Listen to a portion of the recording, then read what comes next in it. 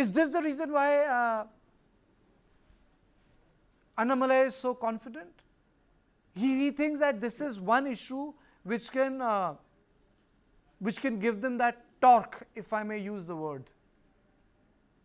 Yes, absolutely. The numbers that you displayed there, Karthikeya, that point to the fact that the BJP is a growing force in Tamil Nadu, and Annamalai has basically spoken about the kind of incident that has happened in Anna University there. Now, let me just quote some of the things that he said there. He's called it a detestable act, and he's condemned the state police for their willful negligence. That is what he's calling it, because what happened here from the police is that they have the name of the survivor was leaked in the FIR, and just moments before the show here, the police commissioner also held a press conference. He said that it happened because of a technical glitch. So Annamalai is single-handedly taking on the state machinery, the state government, and the state police, saying, and that is the kind of platform that this has offered. So, and it also begs the question: where is Edapadi Palaniswamy, the chief of ADMK, amidst all of this? There's no single press conference. Yes, they held a protest yesterday, and there have been protests going on. They've been making remarks, but Annamalai has taken the issue on the front foot here by saying that he has taken a vow, saying that he will not wear any form of footwear until the DMK government is ousted from the state. Now, all of this is the kind of aggression that the Tamil Makkal really respond to in the state of Tamil Nadu, and it really remains to be seen. And even his statement that he will flog himself 6 times and also visit the abode of Lord Murugan, all the 6 abodes. So this is also quite symbolic. So this is the kind of optics that we haven't seen in Tamil Nadu politics for a really long time, and it will be interesting to see how this really pans out here. Mr. Prasad, your opening comments. Yeah, well, I think, Karthike, there, just to start the debate, one point I would like to say that you mentioned the figures of 2019 and 2024 Lok Sabha elections. But if you look at the assembly elections of 2021, the BJP vote share went down, I think, to 3%. 3.58 was the national election, or roughly around 3% in the in the assembly elections of 2021. The essential difference I found is because 2019 they had the post Jayalalitha, the BJP was benign towards the AIDMK government in the place, even though they could not get to the electoral arrangement in the last Lok Sabha and SAL. So that figures the jump now is because AIDMK is losing ground. Post Jayalalitha, there is a fight within the AIDMK.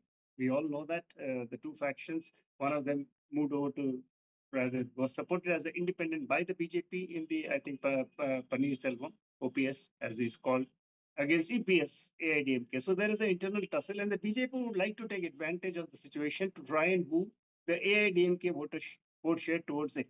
So probably that explains some amount of shift that we are saying. But in the assembly, again, I think what I see is an interesting contest between 3 young elements that are coming in. As one within DMK, the Udayanidhi Maran has been elevated to the Deputy Chief Minister's post. Okay. Obviously, there is but there is something even more interesting. Annamalai is not averse in Dravidian political narrative of evoking divine forces. What did he say?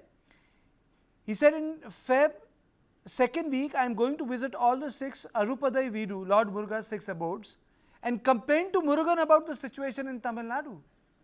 I mean to say, at politics, which was the current politics, which was shaped by Periyar. You have this guy who's talking about he's going to complain to Lord of the situation in Tamil Nadu. I mean, so he's setting a sort of a different narrative. Is he going to succeed? Are we going to witness a new politics in Tamil Nadu, or it's too early? I mean, Storm if in I a were to teacup. answer Yeah, it's to both of you. First, Gautam, let Gautam go, and then you. It's the question is two-pronged. Is it a storm in a teacup, or more than that? See, the fact that Annamalai identifies this issue as being serious enough to take such a serious vow in itself is a big statement here, Karthikeya, because remember, in Tamil Nadu politics, like you rightly pointed out, in Dravidian politics, the people really identify with Lord Murugan, and this being the Sabrimala season as well.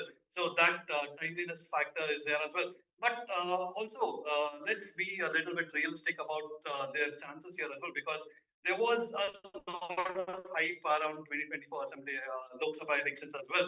But 7%, that is a gain. But as allies combined, their vote share was around 25% there as well. And now he knows that he needs to displace AIADMK completely.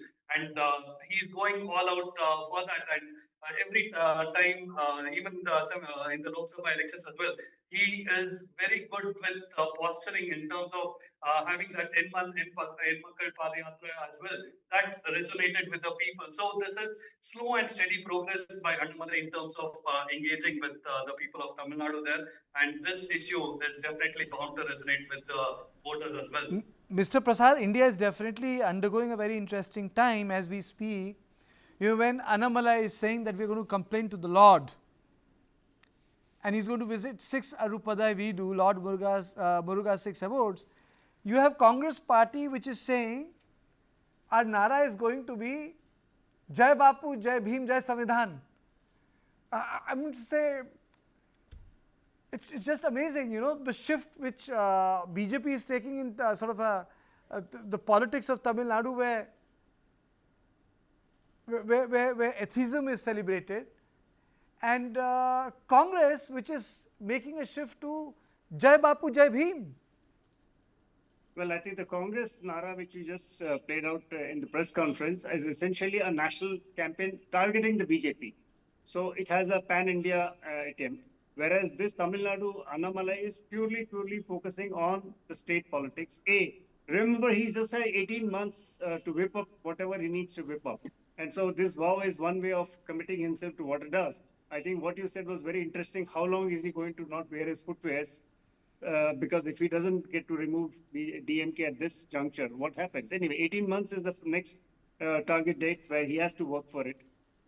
So he is going to build up, try and bring Okay, let around me ask issues you another on which he question. can. How's DMK doing? You know, there's another part of the story. How's DMK doing? ADMK's leadership structures scattered. You can't expect BJP to be in 30 plus numbers. You know, DMK is sitting pretty right now. Mr. Prasad. Oh yeah, sorry, I thought anyway. See, DMK has the advantage of good coalitions. These coalitions will have to continue to have the caste combinations and every other factor together. If that is broken, then you have a problem. Secondly, I said what is important to watch, the 3 youth I mentioned, Udaynidhi Maran, and you have BJP's Annamalai, and a new star on the firmament from the political, who has crossed over from Filmdom, is the TVK party, Vijay Talavi, as he's called, right? So basically, these 3 people are now going to.